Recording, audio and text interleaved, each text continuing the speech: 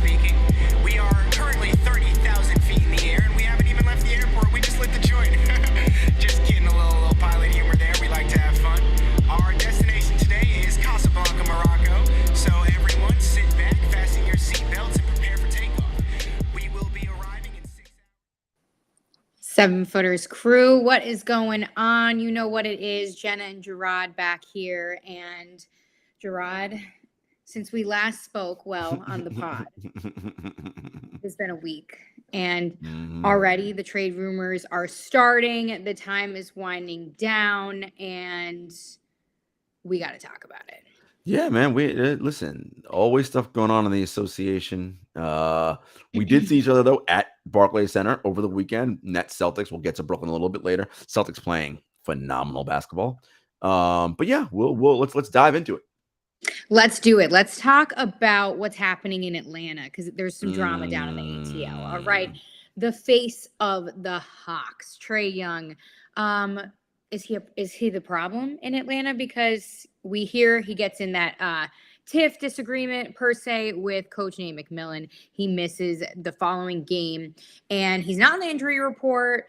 He's all right, good to go, apparently, reportedly, and misses the game. Now, then he gets into that testy exchange with a reporter in a press conference here, and a lot of debate about how that went down. The line of questioning, Trae's behavior, as well as the reporter crossing the line, not crossing the line, all that good stuff. We'll talk about it. But let's talk about the potential problem here. Trae Young, what is the deal here? How come your franchise, the face of your franchise, doesn't want to play nice? Yeah, so this is the problem, Jenna. And for those of you who may not be aware of the situation, this is what happened. Nate McMillan has a policy that players who are going to play in a game that night go through shoot around that morning. It isn't like Nate McMillan made that policy up randomly all of a sudden, right? That is the policy. And so Trae was getting treatment on his shoulder, and Nate said to him, "Hey, I'd like for you to go through shoot around with the team. It's fine. You can continue to get your treatment shoulder while we're going through shoot around, right? I just want you to be there as the leader, as the face of the franchise." Trae didn't want to do that, and instead wanted to just focus solely on his rehab. And Nate said, "Well," and then after the rehab, he decided he was going to play that night. And Trae said, "Well, no." Nate said, "No. You either do this, right, and you're going to play tonight, or you come off the bench tonight. You're not going to start, or don't come to the arena at all." Well, Trae Young decided not to come to the arena at all. And Jenna, this is not the first time Trae Young has gotten into friction with a head coach. If we all remember, Lloyd Pierce was fired last year in 2021 for this. Again, the Atlanta Hawks sided with their superstar. Trae Young has a history of this kind of thing happening right now. What he is doing in that moment was flexing his authority as the superstar and seeing if he could buck the rules and do his own thing. And Nate McMillan wanted to hold him accountable. And there are troubling signs around Trae Young, Jenna. His rookie year, he hit a game-winning shot in a game. Whenever a player hits a game-winning shot, you normally see all the teammates, whether they're on the floor, all come running over, jumping up and down, the whole nine, right? Mm-hmm. It happens every single time. Oh, that didn't happen in that game. After Trae was on the court by himself celebrating. None of his teammates came over to congratulate him. Okay, file that away. Since he's been there, there's been friction with John Collins, right? John Collins has been on the trade block ever since he's been there. Okay, file that away. Number 2. I mentioned Lloyd Pierce getting fired because Trae Young and him didn't get along. Now there's this situation with Nate McMillan. And then of course last year, the thing that drove me crazy, he set the tone at the beginning of the season last year, Jenna. After the team went to the conference finals the year before, they lose their first 2 games. Well, it's really hard to get up for the regular season after what we accomplished. Jenna, he is not a leader. And I am not someone who thinks that you can't develop into a leader. He totally can. He's 24. He can improve and he can get better. But Jenna, it has to start happening now. he is the problem. At some point, you got to look in the mirror. It can't be every time something goes on, it was Lloyd Pierce. It was this. It was that. The common denominator in all these scenarios is you. So at some point, it's got to be, is my leadership style the problem? And perhaps it is. And again, he can grow, he can improve, he can get better. But if this Atlanta Hawks team, Jenna, is going to take the next level and get to where they can be, this can be a team that can be the future of the league with the Memphis Grizzlies, with the New Orleans Pelicans. But he's got to change. Let's just think about it this way. When you watch a Memphis Grizzlies game, Jenna, and Ja Morant's doing his thing, how do the Grizzlies react versus when Trae Young is doing his thing? It's like they just got to the finals, like literally every time. It's a whole vibe. Right? Everybody's jumping up and down in the post games. It is love, and everybody's happy for everybody's success. That ain't what I see in Atlanta. I don't see that when Trae Young's doing well. No, I couldn't agree more. All valid points. And, I'll be the first to say Trey's my guy, Ben my guy, but I personally don't like the way this situation has gone down and the way it is playing out. And again, we don't know the entire story, of course. But we know it's enough. A private matter, as Trae says. We know enough. Yes. And we Jenna, know enough. Trae is the star of the team. So his whole back and forth with the reporter, bro, you're outside. You don't know what's going on the inside. No, my friend. You, as the star player, were not at the arena. We, as media, have a right to ask what is going on. Don't give us because Trae then said, if I was healthy, I would have been there. Well, no, your teammate John Collins, not healthy, in a walking boot, but he's on the bench at the arena. So why weren't you at the bench cheering on your teammates? And by the way, a game they won without you, by the way. Facts. And he's their leading scorer. So that tells you a lot about that team.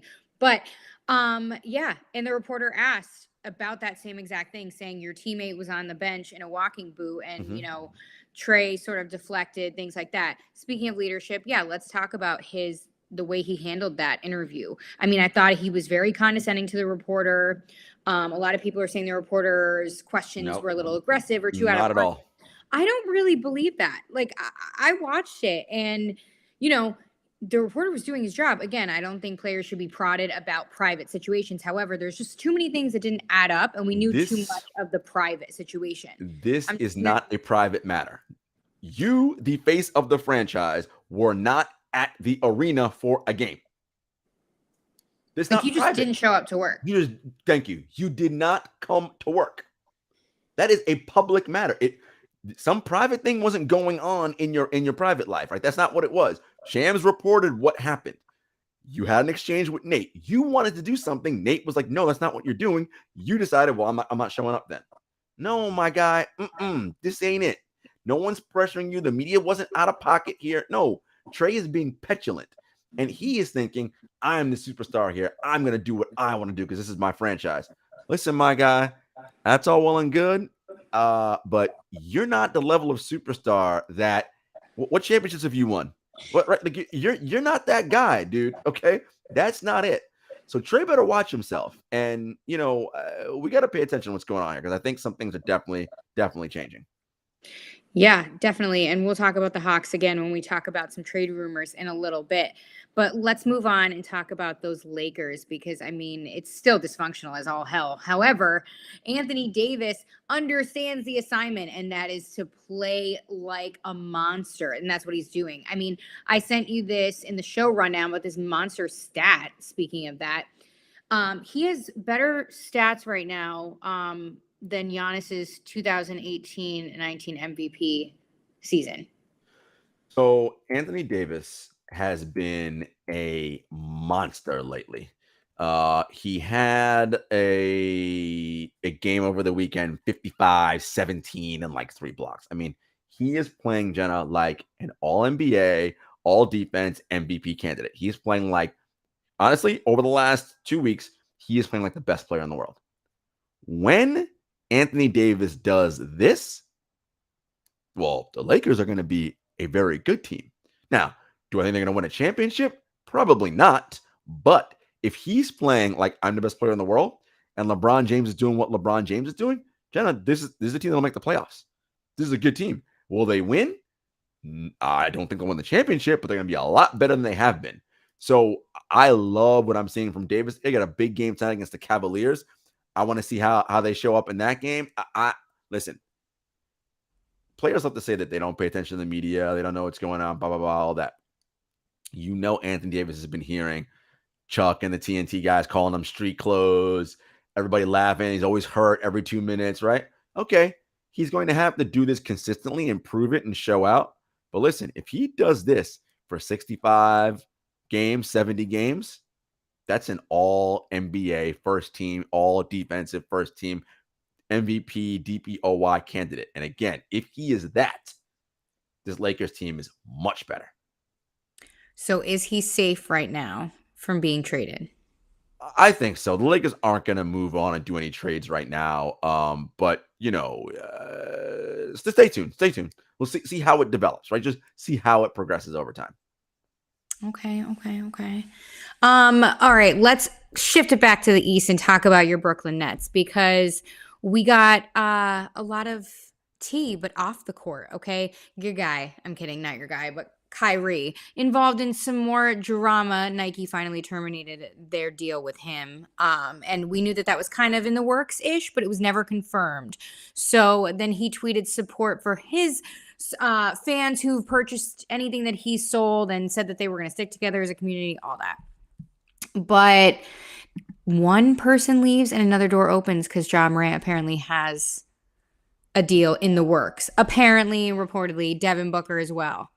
Yeah, I think what's going to happen is those guys are going to get their own personal sneaker lines. That is what has been reported by Nike. And look, Kyrie, he's brought all this on himself, right?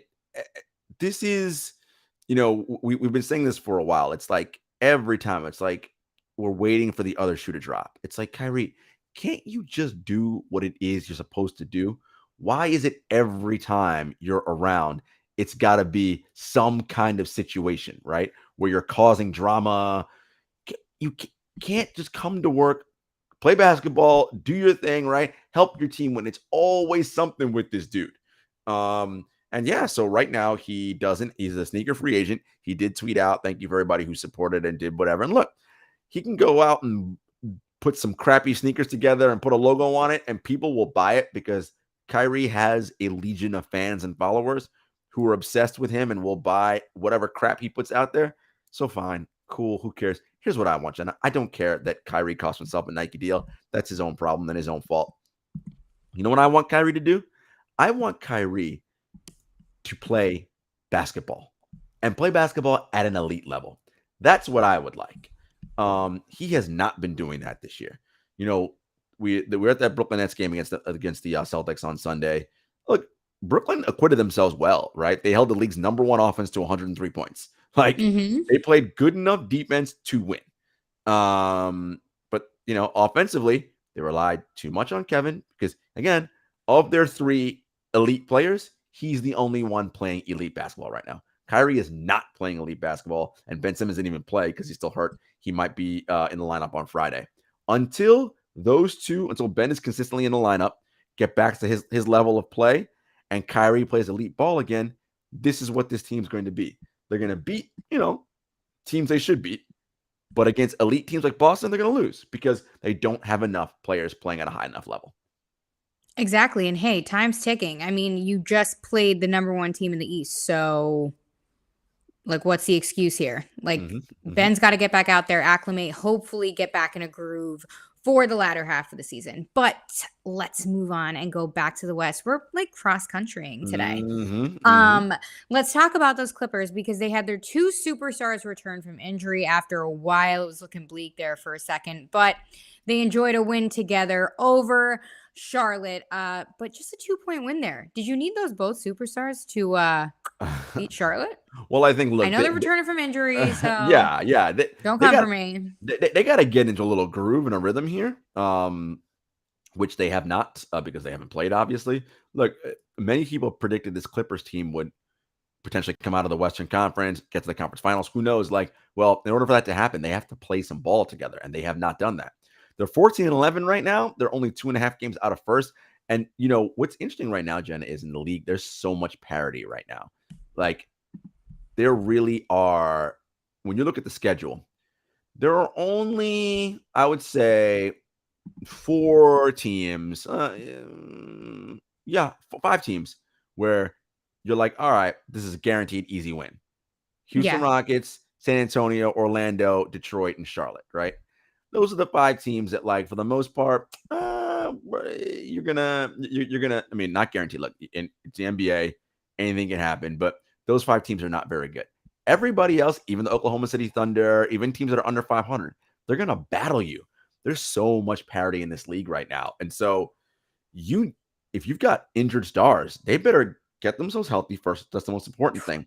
But get back on the floor and get some continuity playing, because you want to get yourself into a good groove. And in a year where, except in the East for Boston and Milwaukee, nobody's running away with this thing, right? I mentioned to you, 2.5 games separates first place and 7th place in the Western Conference. So look, it is wide open there. Now in the East, again, it's a little bit more because you have Boston and Milwaukee who were separated themselves a bit.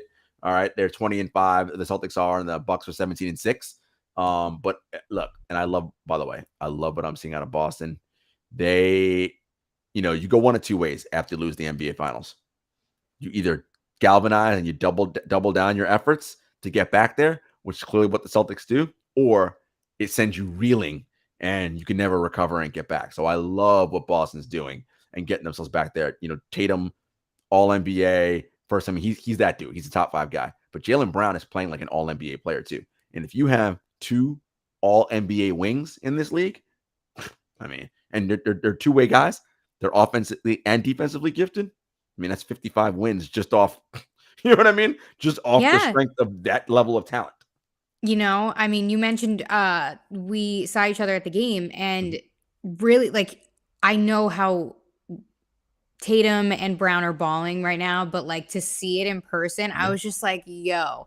And when they were just drafted, I had interviewed the both of them, and they were these little guys. Like, Jason Tatum has put on so much muscle. He looks like a completely different person. Yeah. Both of them. It's incredible. I love seeing the development. So, I mean, hey, they're doing epic right now. So right now, I can see them in the finals back there. Oh, look, it's right now, the Eastern Conference Finals looks like Milwaukee and Boston in the conference finals. And right now, you got to give the edge to Boston the way they're playing. And, look, Boston probably should have won the title last year. Let's be honest, right? They were up 2-0, should have won the NBA Finals last year. They didn't. Listen, I say this all the time. You people think it's just easy to get to the finals every year. It ain't. When you get there, you best do whatever you can to win, because you don't know if you're going back, right? Like, too many things happen in this league. So Boston's on a mission. They look like, no, we got to get back and close the deal this time. Hey, you never know. Some teams might look real different come finals playoffs time. Sure will. Speaking of that, let's talk about trade rumors, because there's a few flying around here before a couple upcoming key dates, and of course the trade deadline in February. So let's talk about the Phoenix Suns and the Hawks all being interested in Kyle Kuzma, who's thriving on the Wizards right now, and his confidence is at an all-time high. I mean, but the Wizards, reportedly value him. Shams comes out with the report that they're seeing him as a cornerstone. However, the Wizards are also interested in John Collins, who the Hawks have been trying to move since 1902. So, I mean, this potential deal could go down. But I mean, do you really think they'd move Kuzma? I mean, then again, I don't think they're not that they're tanking this season. Well, the Wizards aren't a compete. They're not. I mean, what are they competing for? I mean, right now they're in the 10th spot, right? Like, okay, they're going to hover around there, I would say, in the play-in area most of the season. But if they get a great deal back for Kuzma, of course, they'll consider it. If you're Phoenix, what you're looking at is Devin Booker's doing his thing, but Chris Paul's injured, right? And Cam Johnson's injured. And the Jay Crowder situation, they need who is that secondary scorer they can count on, right? We know what Book's going to do. But again, I mentioned Chris Paul's injury. DeAndre Ayton, while he's a very good player, every night he doesn't have the disposition to dominate, right? And so who else can they count on? So that's something to look at there. A lot of people are interested in John Collins, and Nets have been rumored to be sniffing around John Collins, seeing what's going on there. I mean, Brooklyn's a team that needs size desperately. So I think that teams right now that are going to be like, we're going to be in the playoffs, we're going to compete, they're going to start sort of looking around and saying, because now you have the sample size, Jenna, right? We're a little bit past the quarter mark of the season. So you kind of know what you have and what your team is and who's what and where your glaring areas of weakness are and how you're going to address them, right? By the time we get to Christmas, we're going to be just about at the halfway mark, right? So again, teams are going to look a lot different come the trade deadline, come the start of the playoffs, right? What are those tweaks and moves you can do now? And then what teams also, and again, players don't tank, but franchises do. What franchises decide, all right, this little story was cute. Let's get into Victor Wembanyama sweepstakes now and try to see if we can get our guy, right? And it'll be interesting to see. I don't know. Look, we thought Indiana was going to be that kind of team, right? Indiana's 13-11, coming off a win against the Golden State Warriors.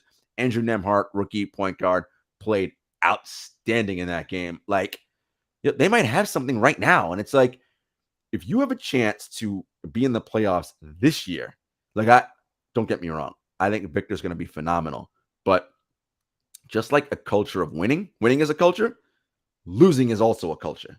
And so that's deep. If you have a chance to be in the playoffs this year with a young team, don't toss it away just to potentially maybe, and here's the thing, and maybe get Victor. There's no guarantee, right? Because it's the odds are smooth, right? It's lottery smoothing odds. So the three worst teams all have the same percentage of getting Victor. So there's no guarantee you're getting it. You're getting him or the number one pick. So look, your young players getting playoff experience is huge. I would focus more on that than anything else right now. We shall see. I mean, the Victor sweepstakes, I just think about it and I already have heart palpitations. So good luck to everybody out there. Jenna, I've been watching a lot of his games. Like, he's a generational talent for sure. Look, I think he's going to be phenomenal, but everybody, let's pump the brakes, right? Like, there's nothing more exciting than like future and untapped potential. But while he is doing well, let's be clear. He's playing in the French league. He ain't playing in the NBA, okay? There's a reason why those guys that he's playing against are in that league and not in this league, okay? Like, most of them ain't good enough to stick in this league, all right? He's not going to be able to do those same things in this league. Now, I'm not saying he's not going to be good. It's just a matter of it's going to be a learning curve and an adjustment and all that. Do I think he'll be special? 100%. But, let's not lose our minds here. Just quite yet. Jarod, always keeping us humbled and safe. Listen, people being like, oh, he's going to drop 40 the minute he gets to the NBA. He might. He also might not, right? Like, one of the things, and shout out to Coach Thorpe on True Hoop, we talk about it. So a lot of the times you see, and David's point was, a coach shouldn't try to play him like Kevin Durant, right? Where he's a primary ball handler and all this, because at 7'4", Victor has a very high dribble, right? Like, and in the NBA, there's too many good athletes who are going to just take that ball from him every time. I mean, a guy like Jose Alvarado is going to steal the ball every single time, like every time. So, now what Victor can do is shoot lights out. So, and ain't nobody can contest him. So you can run a ton of plays where he comes off screens and gets a ton of 3-point shots. Shit, I do that 12, 13 times a game because ain't nobody going to block his shot.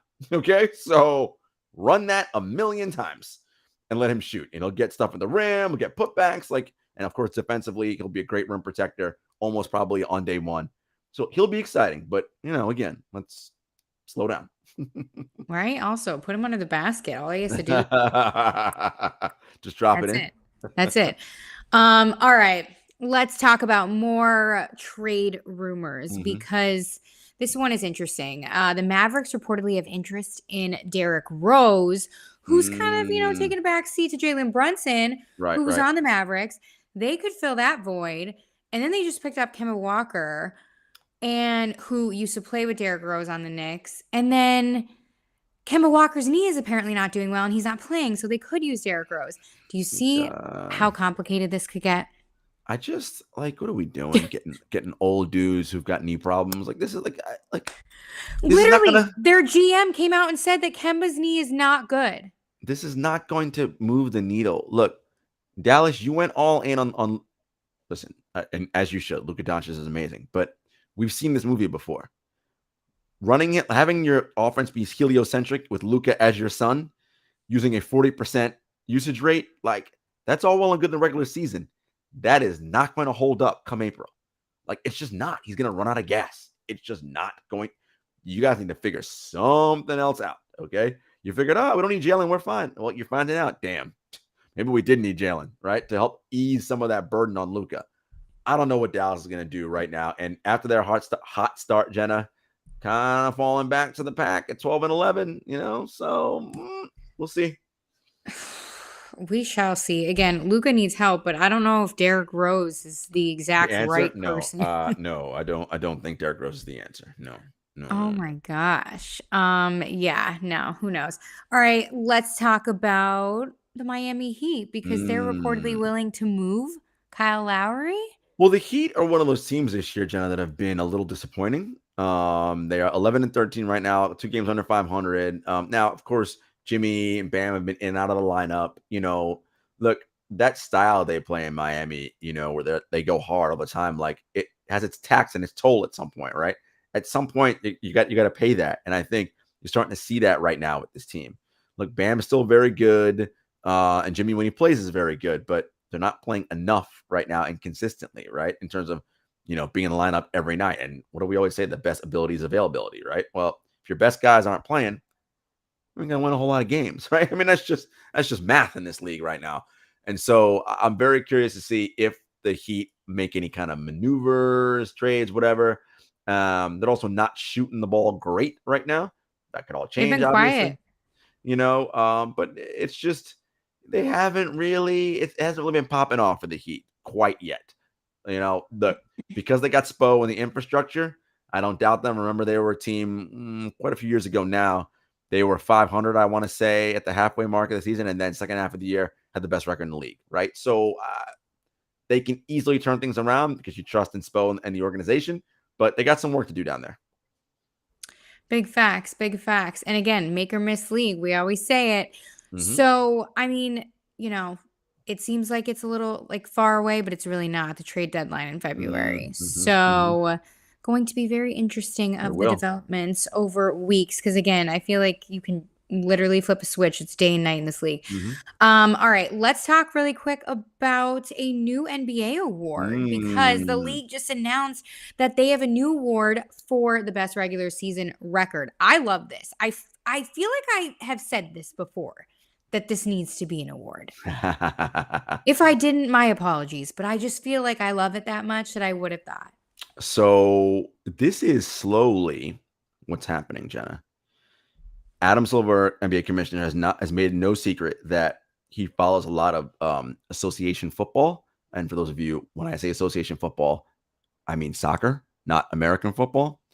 And one of the things that association football does is there are multiple opportunities for teams to win trophies every year. So each country has a league, right? In England, it's the Premier League. In Spain, it's La Liga. In Germany, it's Bundesliga. In Italy, it's Serie A, etc. Right, goes on down the line. In each of those leagues, you have 3 chances every year at a trophy. You win your league, right? So let's say you win the Premier League. That's 1 chance at a trophy.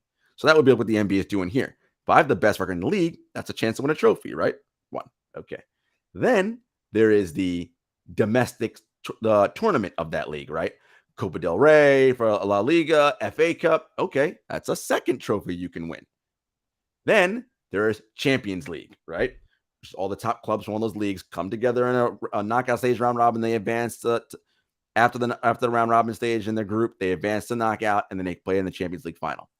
So in the NBA, we don't really have that, but we have the NBA finals, right? As our like championship. So that's where this in-season tournament becomes interesting, right? Because that's that opportunity for that third trophy. I think it's a great idea to have 3 opportunities at a trophy. We do this thing where it's like championship or bust, and it's like only one team's going to win that. Yeah. Right? You go 67 and whatever, you should kind of get something for that, right? Like, I love the opportunity here, and I think it will give different incentives for teams to do different things, right? And it's, look, the NBA finals, maybe that may still be the be all end all, just like Champions League may still be the be all end all. But winning your league is nice, and winning your league's domestic tournament's nice. So I think it'll be great to have those opportunities, and I'm looking forward to the NBA doing that and having it be a regular part of what we do in the NBA. I love it. Couldn't agree more. And with that being said, that is all the time that we have today, guys. Thank you for always rocking with us. You guys are the best, and stick with us moving forward. Jarod? Apple Podcasts, Spotify, YouTube, Stitcher, SoundCloud, all the things. At 7 Footers Pod on Twitter, at 7 Footers Podcast on Instagram, at JS Hector, at Jenna Lemoncelli. And until next time, everybody, peace.